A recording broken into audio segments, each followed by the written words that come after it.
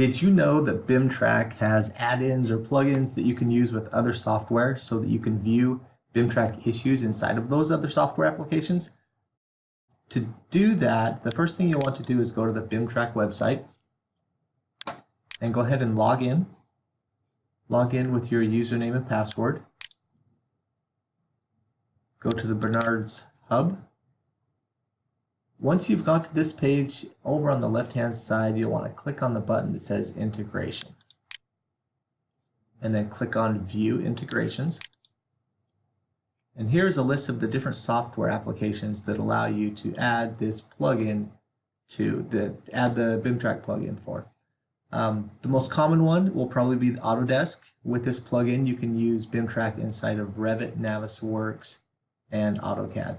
So you'll want to click on Download BIMTrack Autodesk Add-ins.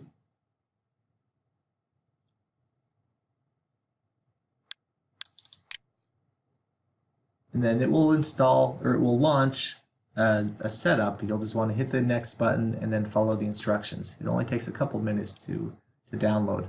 One trick though is you want to make sure all of your Autodesk applications on your computer are closed while you're running this setup. After you've done that, the next time you open up Navisworks, you'll see a BIMTrack tab at the top. When you click on that tab and click Open BIMTrack, you may have to log in, but once you log in, you'll then see a list of your issues in this window. Inside of Revit, the next time you open up Revit, you can click on the BIMTrack tab at the top.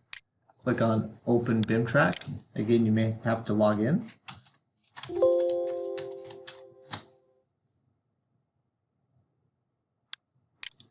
Select your hub as Bernard's and then select your project.